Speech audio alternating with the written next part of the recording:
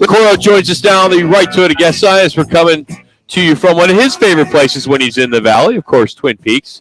He's a fan of the Camelback location, but we're at Scottsdale today, and he joins us now on Fox Sports 910. How are we making out today, Rick? What's going on? How far is the Camelback Peak from the Scottsdale Peak? 20 miles, give or take. No.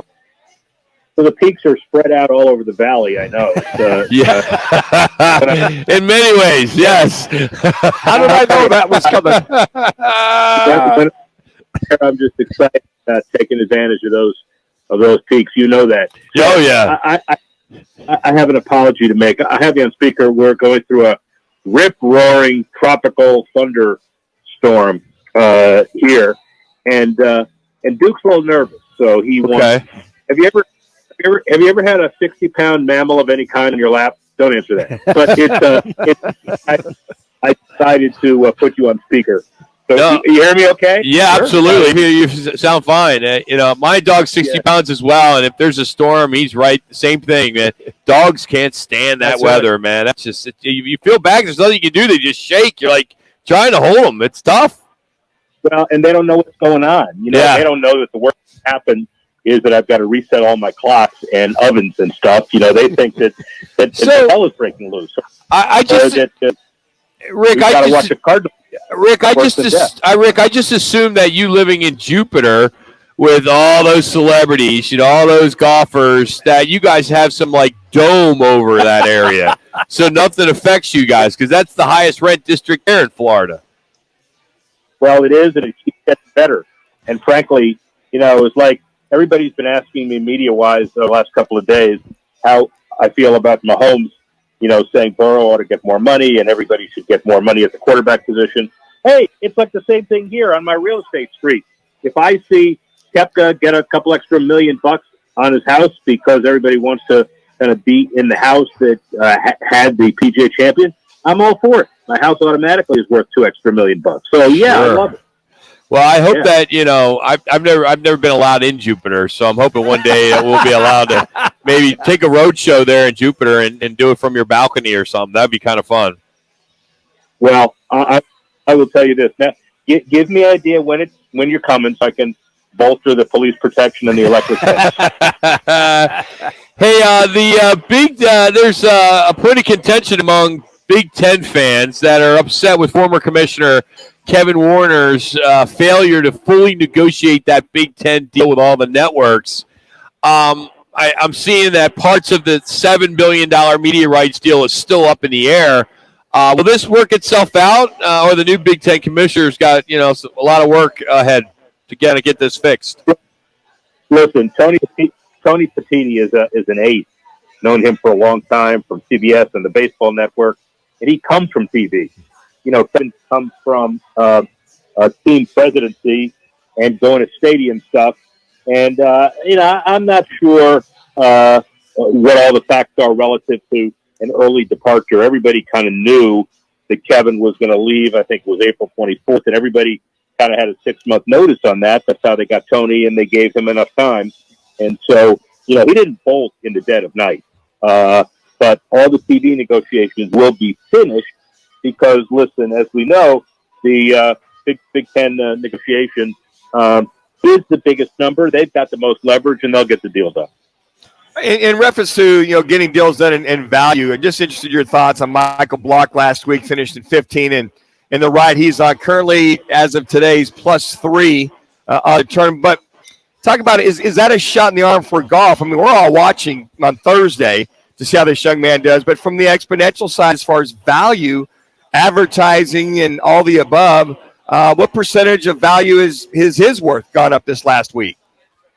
Oh, a lot.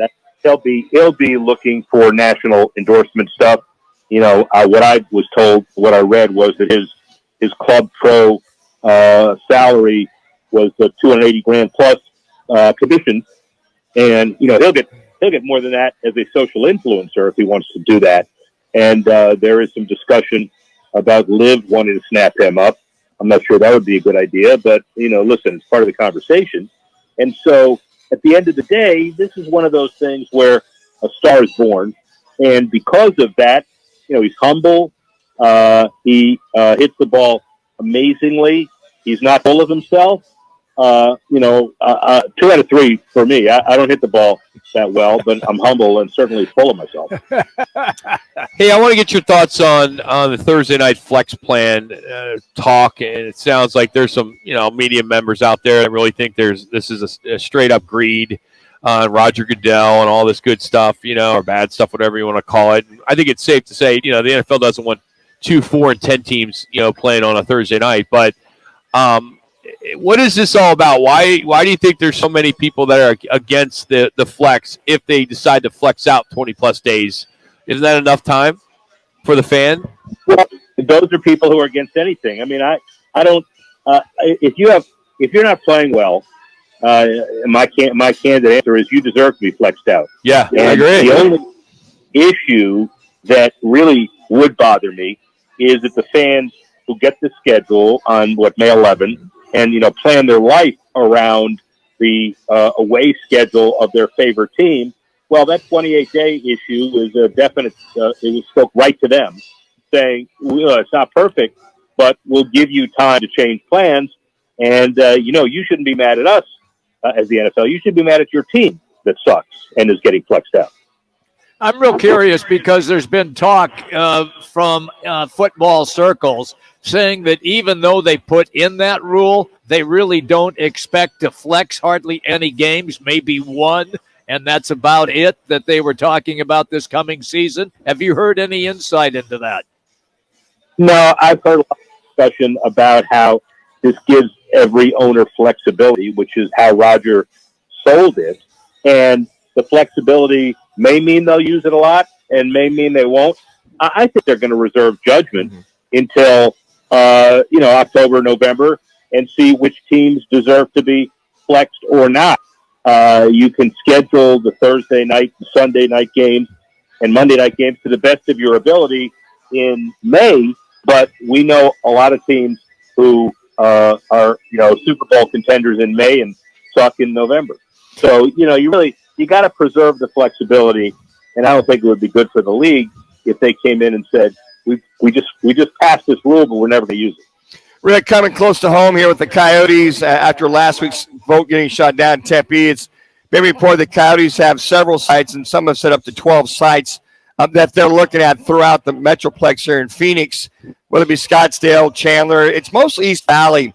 So what will be the process to try to find an in-city site, per se, for the Yotes? Is there – they're putting feelers out there as far as fans, where should we go, what should we do? So where do they go from here? What's kind of the if you pull the curtain back, what's step 1 through step 10 to try to establish a new site? Well, if I were running this process and I knew that we had just lost a referendum that was destined for success, the first thing I would do is to get off the ground quickly and make it look like nothing's happened, meaning let's look at a process to look at sites. The sites, I guarantee you, will include whatever public commitment any individual cities want to come to the table on now with. And, they're prepared, I think, to spend a little more out of pocket than they would have otherwise. Always, however, there is this specter that it's not fair to the rest of the league if you are at the bottom of revenue. Any team that comes in, those are going to produce 30% of the revenue as any other market. Now, does that mean Houston, Kansas City? We all know these are. That's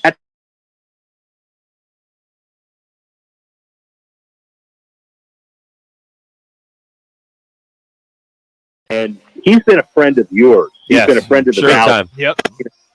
You better give that guy a gold star, because if that team ends up leaving, it's not because of anything Gary did. I can guarantee you that. He stuck with this even longer than he stuck with Atlanta. And, there comes a time where enough is enough. I don't know when that time is yet, by the way, but there will be a time. All right, take me then to the Pac-12. Recent reports, apparently Larry Scott, the former commissioner, walked away with lots of millions of dollars and put the Pac-12 in deep six as far as money in the hole.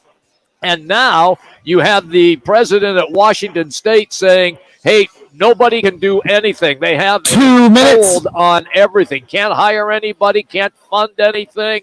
Other schools are tightening their belt straps. They say that it is all due to the uncertainty of the TV contract. Have you heard anything? Well, yeah, I've heard the last piece. I know Larry Scott from Harvard days. I know Larry Scott from the WTA days. And, Larry Scott is not to blame. If you want to blame him, you can blame him partially. You can blame everybody. You blame USC and UCLA for stepping away.